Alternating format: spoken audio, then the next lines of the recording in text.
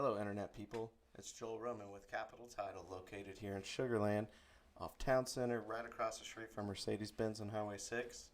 And today I'm interviewing one of our clients, Kelly Stewart. She's with the Remax Southwest down the road, and I'm going to let her introduce herself real quick. Hey guys, I'm Kelly Stewart. Like Joel said, I'm with the Stewart team at Remax Southwest, and we are located in Sugarland on 59 and Williams Trace. Awesome. Thank you, Kelly.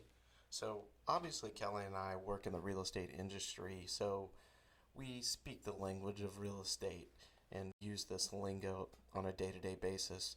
But for you folks out there that aren't familiar, we wanted to talk to y'all about two things: the earnest money and option money.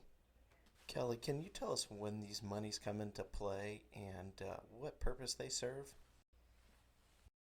When you write a contract to purchase for a property, you will need to put up two different check amounts, and one is an option fee and the other is an earnest money deposit. The option fee is generally somewhere between $100 and $300, and it helps hold the property off the market for 5 to 10 or 15 days while the buyer does inspections for the property. I just want to make sure that we're all on the same page here. And you were talking option money, and you mentioned $100 to $300 and a range of days. So, who determines these numbers? Is there like a standard or something? Everything is negotiable, so it really should just be based on the amount of time that you think is fair in order to have all the inspections performed that the buyer wants. Okay, so in a nutshell, you're basically using this option money to buy time from the seller so you can do diligence and order inspections and whatever else you need to do.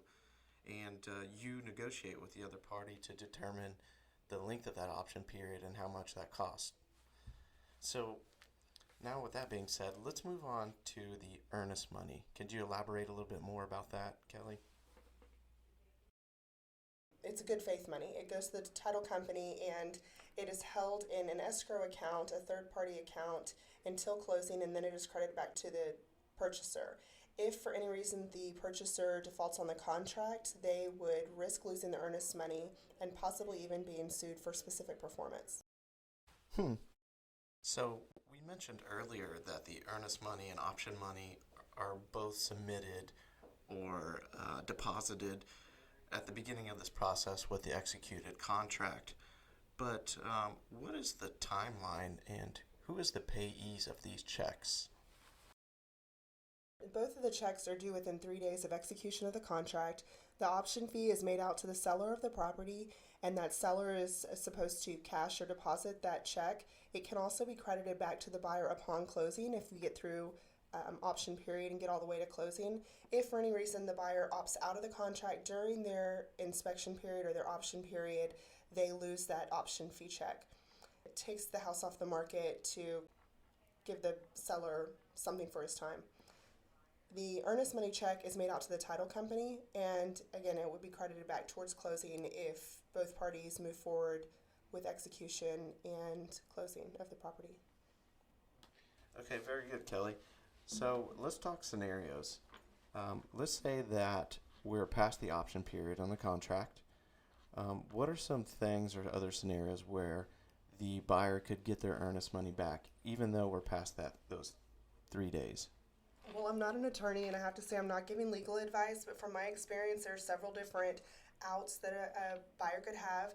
The first one that is most direct, I believe, is probably going to be loan approval. So if the buyer does not obtain loan approval in their financing period, then they would be released from the contract. However, if they don't receive loan approval outside of their financing contingency period, then they would not. Another reason would be if there was something that was on the title commitment or the survey that was brought to light, and upon review the buyer did not expect it. There's typically a time frame that's given in the contract that allows the buyer to make decisions about moving forward if the title commitment and survey are not as originally perceived.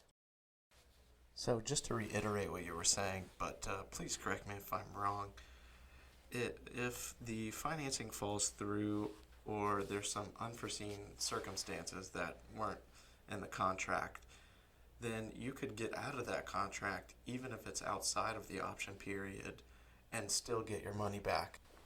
Correct?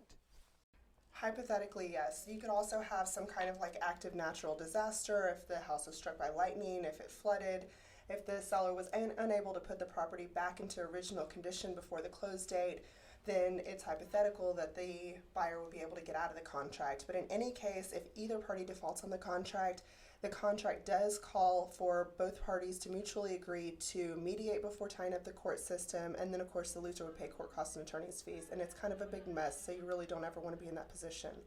Yeah, I don't know anybody that likes to be in court, except attorneys maybe, but probably not even those guys.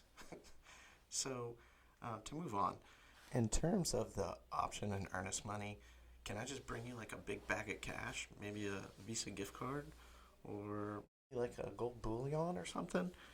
What is the form of money that needs to be provided?